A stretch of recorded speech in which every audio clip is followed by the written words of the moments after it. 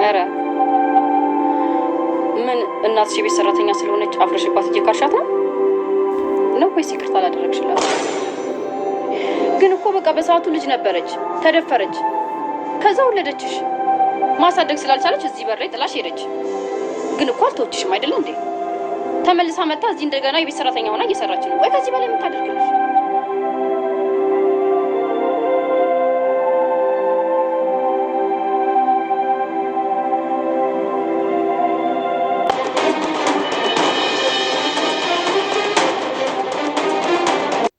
ሐረግ ድራማ ክፍል 68 ተለቋል። እንግዲህ ውድና የተከበራችሁ ቤተሰቦች እንዴት ናችሁ? ሰላማችሁ ይብዛ በያላችሁበት። እኔ ደህና ነኝ፣ እግዚአብሔር ይመስገን። ለዚህ ቻናል አዲስ የሆናችሁ ሰብስክራይብ በማድረግ ቤተሰብ ይሁኑ። ነባር ቤተሰቦች ላይክ በማድረግ አበረታቱኝ። ሐረግ ድራማ እንግዲህ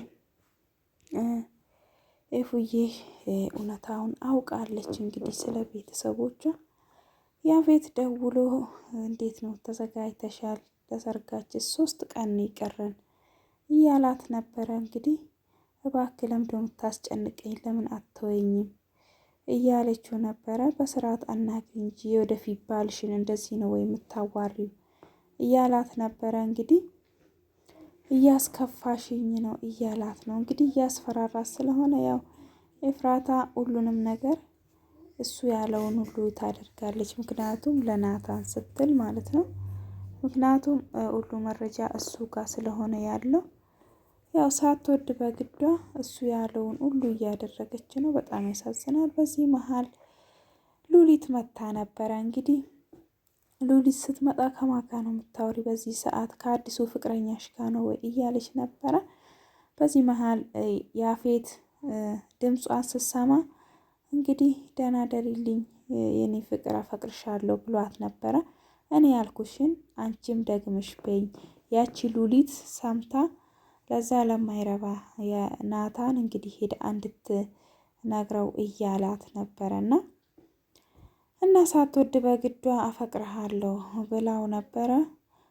ጆሮዬ ነው ወይ ከመቼው ወዲህ ብላ ሉሊት ወዳው አለች። አገባሽም ውጪልኝ፣ ለምንድን ነው የመጣሽው ክፍሌ እያለች ነበረ። ወዳው ሮጣ እነ ቤዛ ክፍል ነው የሄደችው። እንግዲህ ለወሬ ናታንም ነበረ ለምንድን ነው በዚህ ሰዓት የመጣሽው እኛ ክፍል? የባለትዳር ክፍል መሆኑን ረስተሽ ነው ወይ ደግሞ ሳታንኳኩ የገባሹ እያለቻት ነበረ ቤዛ።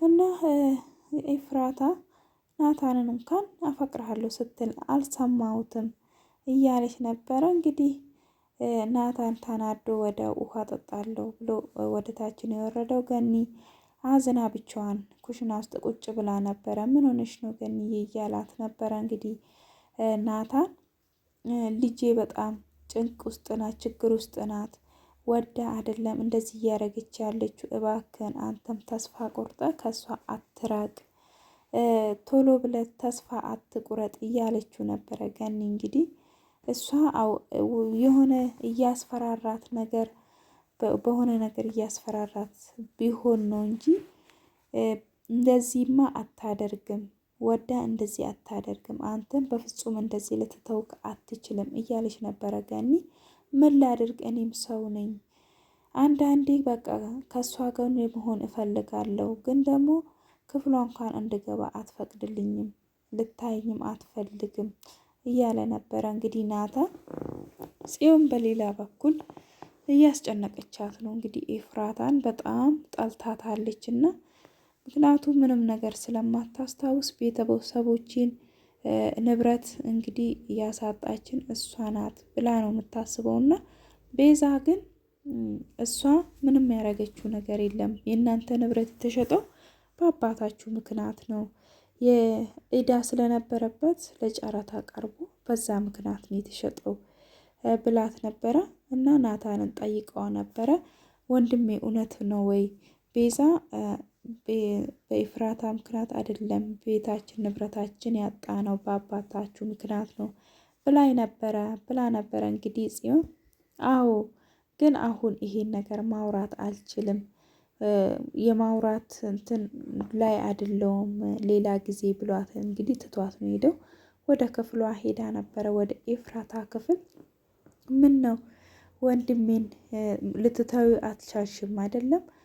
አሁን ደግሞ ወደ እሱ ለመመለስ እያሰብሽ ነው እያለቻት ነበር ኤፍራታን። እና እባክሽን እንዴት ነሽ ጽዬ ብላ እንግዲህ እሷ ፈገግ ብላን የተቀበለቻት እንግዲህ ኤፍራታ ጽዮንን።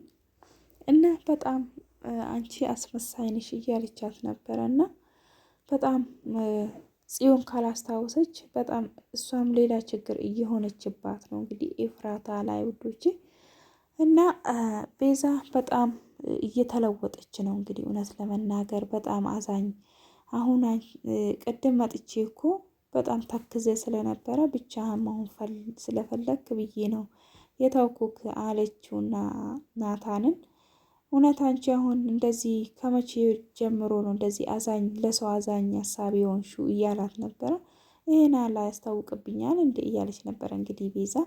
እስር ቤት ሆኜ ብዙ ነገርን እያሰብኩ ነበረና ክፋት ለማንም ቂም መያዝ ለማንም እንደማይጠቅም ነው ያወቅኩት የተማርኩት ብላለች። እንግዲህ ህዊ ደግሞ እንግዲህ መንገድ ላይ ጠብቃ መኪናውን አስቁማ ነበረ እንግዲህ ያፌትን በጣም ነው የተናደደባት። እኔ ሰው በመንገዴ ላይ ሲገባ አልወድም እያለ ነበር። አንቺ ሴት ልጅ አይደለሽ እንደ የሴትነት ክብርሽን ጠብቂ እንጂ ገና በአንድ እንደዚህ የሆንሹ ምን ሆንሽ ነው እያላት ነበረ። እንግዲህ እኔ አሁን ላገባ ነው ከ3 ቀን በኋላ እያላት ነበረ። ተስፋ ሰጥተኝ ነበረ እያለችው ነበረ። እንግዲህ እሷ መረጃ ለመሰብሰብ ነው እንጂ ያፌትን ወደው አይደለም እውነት ለመናገር። እና ወደ ሴቶቹ ጋር ውሰዳት ብሎ እንግዲህ ትዕዛዝ አስተላልፏል ያፌት። ኤፍራታ እንግዲህ ሁሉንም ነገር ሰምታለች።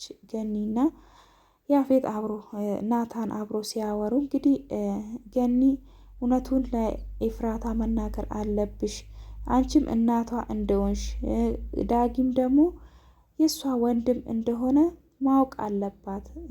ከዚህ በላይ እኔ መደበቅ አልችልም፣ ህሊናዬ በጣም እየወቀሰኝ ነው፣ በህልሜ መታ በቼም ይቅር አልልክም እያለች ነበረ። እና እባክሽን ይሄን ነገር እንንገራት እያለ ነበረ እንግዲህ ናታን። እባክን ትንሽ ጊዜ ስጠኝ፣ አሁን እንደዚህ ሆና በጣም ባዘነችው ሰዓት ይሄን ነገር ደግሞ ድጋሜ ጭማሬ ብንነግራት መቋቋም አትችልም፣ ሁላችንንም ነው የምትጠላን፣ ብቻዋን ናት፣ የሚያጽናናት እንኳን ማንም የላትም እያለች ነበረ ገኒ። እንግዲህ እውነት ለመናገር ኤፍራታ ችግሯን እንኳን የምታካፍለው ሰው የላትም ውዶቼ። በቀጣይ ምን እንዳይፈጠር አብረን